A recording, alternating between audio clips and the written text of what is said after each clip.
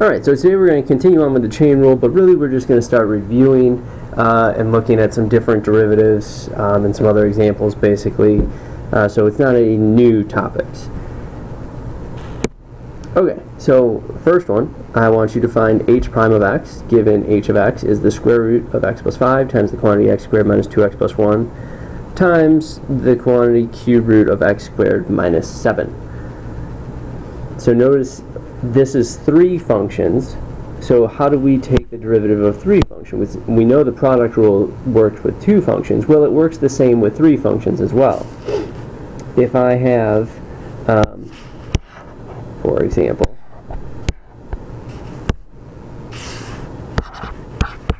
h of x equals sum f times g times, let's say, w. So the product of three functions, similar to what we have here.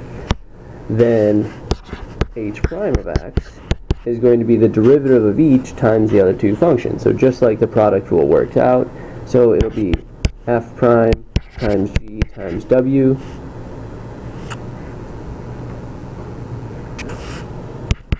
plus f times g prime times w plus f times g times w prime. So using that idea, I want you to find the derivative of h of x. Pause the video, unpause when you're ready to check your work. As far as simplification goes, just get rid of negative exponents. Alright, so this is what we should end up with, what I have here in purple. So we should get the quantity x squared minus 2x plus 1 times the cube root of x squared minus 7, or the quantity x squared minus 7 to the 1/3, over 2 times the square root of x plus 5, plus the square root of x plus 5 times the quantity 2x minus 2 times the quantity x squared minus 7 to the 1/3, plus the square root of x plus 5 times the quantity 2x cubed minus 4x squared plus 2x over 3 times the quantity x squared minus 7 to the 2/3. One thing to point out, so I was just writing the 1/3 exponent instead of the cube root because it's a little bit easier to write and it's easier to see. But if you wrote cube root of the quantity x squared minus 7, that's fine as well. Either of those notations are acceptable. So how do I come up with that if you're confused?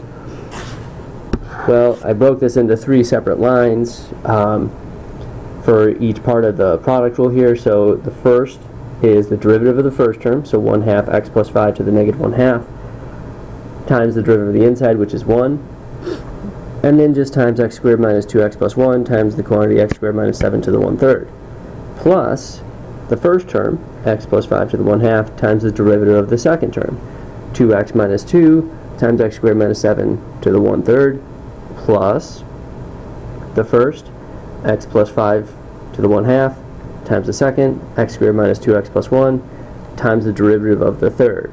So I have to use the chain rule again, 1/3 x squared minus 7 to the negative 2/3, times the derivative of the inside, which is 2x.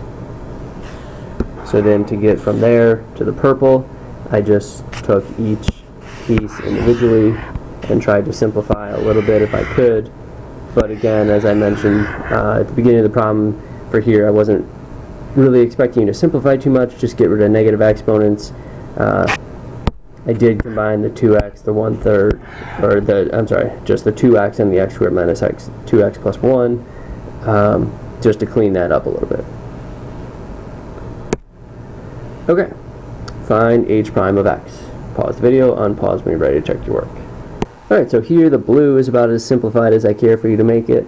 We just have to use the chain rule here. So I bring down the 5/3, the inside stays the same, and reduce 5/3 by 1, so it becomes 2/3. Now I take the derivative of the inside, so the derivative of the square root of x is 1/2 x to the negative 1/2. The derivative of the cube root of 2x, I have to use the chain rule again. So it's 1/3 2x to the negative 2/3 times 2. So I can simplify the negative exponents in this piece, and I end up with 5/3 times the quantity square root of x plus the cube root of 2x to the 2/3 times the quantity 1 over 2 root x plus 2 over 3 times the quantity 2x to the 2/3. Next, I want you to find the second derivative of f of g of x. So this is using the chain rule, but finding the second derivative now. Pause the video, unpause when you're ready to check. Alright, so you should end up with the second derivative is f double prime of g of x times g prime of x quantity squared plus f prime of g of x times g double prime of x. How do we come up with that? Well, first recall that from our chain rule, d dx of f of g of x is f prime of g of x times g prime of x. So that's our basic chain rule. Well, now I have to use the product rule to find the second derivative. So the derivative of the first term is going to be f double prime of g of x times g prime of x. So that's just following our chain rule again. And then times the second term, so that's g prime of x and g prime of x. So that's where that comes from. Plus, continuing on with our product rule, the first term, so it doesn't change, times the derivative of the second term, and the derivative of g prime of x is g double prime of x.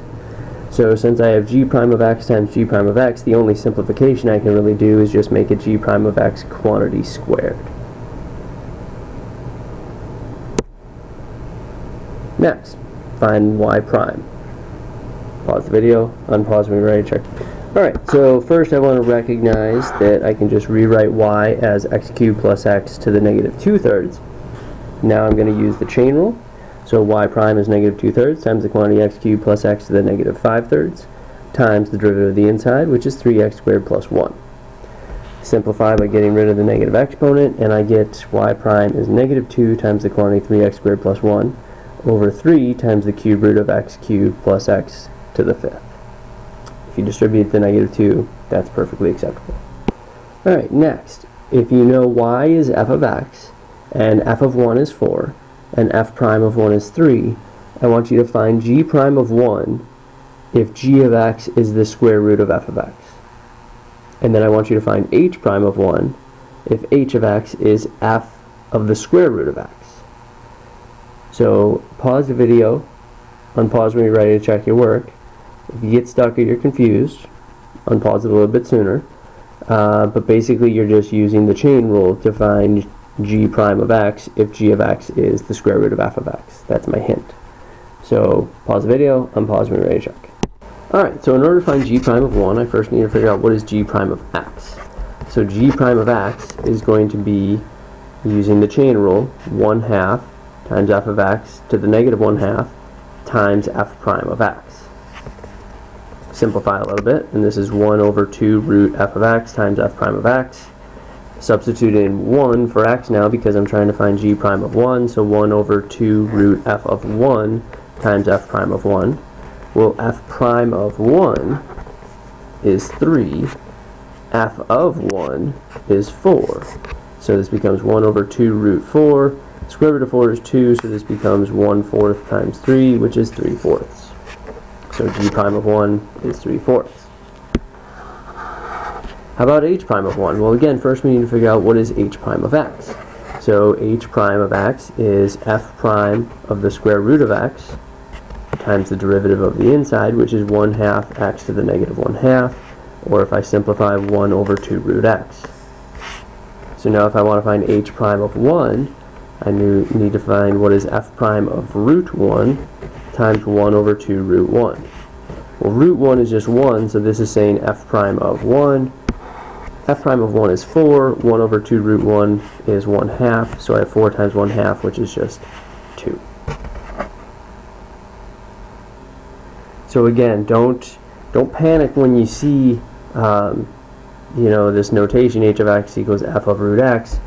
That's just saying use the chain rule. And same with up here, g of x is the square root of f of x. That's just saying use the chain rule. Recognize that the square root is a function. F of x is a function, so it's the composition of functions. Alright. Next, I want you to use the graphs of m of x and n of x to find a point x where h of x equals n of m of x has the given derivatives. So you want to find points where h prime of x is negative 2, h of x is 2, h prime of x is -1, and h prime of x is +1. There are ranges of answers for all of these, so there are many correct answers. Just find one of them. So pause the video, unpause when you're ready to check your work. Alright, so for h prime of x to equal -2, you needed to pick any value of x between 25 and 50. For h prime of x to equal +2, we need to pick any value of x between 50 and 75. For h prime of x to equal -1, we need to pick any value of x between 0 and 25.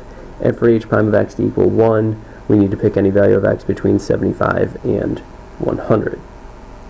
So if you're really confused on that, and remember, these are not what you needed as your answers, you just needed a value within those ranges. But if you're confused on that, well, first we want to remember, so we were told h of x is n of m of x. So h prime of x is n prime of m of x times m prime of x.